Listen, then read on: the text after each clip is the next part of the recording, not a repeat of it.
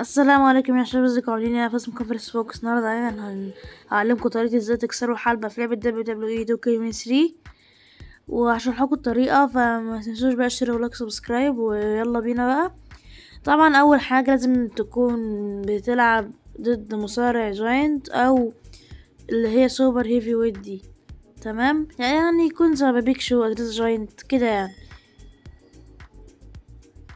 فطبعا ايه انت يعني انا هلعب ماتش عادي شويه كده، وبعد كده هكسر عليه الحلبة في الاخر. هعلمكم الطريقه، فيلا ندمجه بس شويه كده. يلا بلع. طبعا الفيديو مدته قصيره قوي لاني يعني ده مش لي فكره الصراحه، بس قلت يعني انزل وخلاص.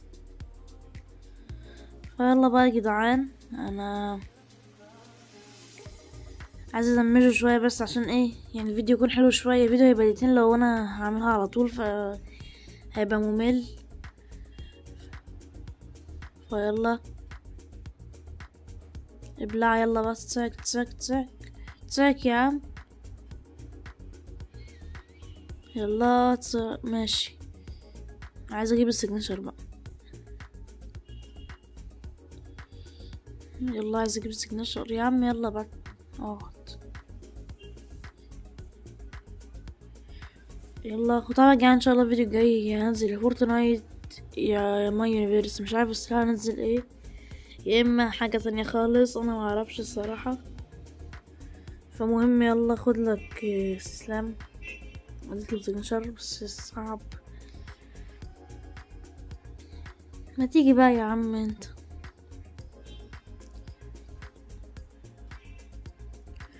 هنزل له.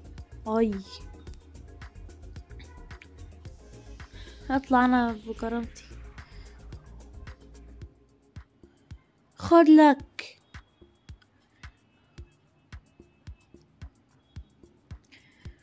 الله.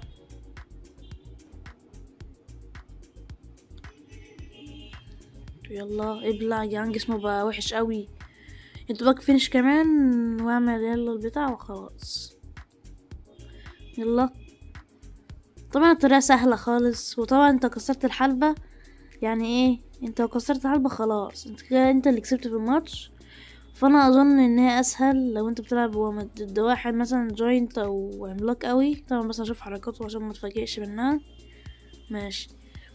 فايه يا جدعان بقول لكم هو ايه، انت لازم يعني الطريقه دي اسهل الصراحه، بدل انت يعني تضربه وعلى ما تهزمه وبتاع تقوم جايبه على الكورنر. انا هعلمكم دلوقتي، استنى بس. هي بس انت تجيبه على الكورنر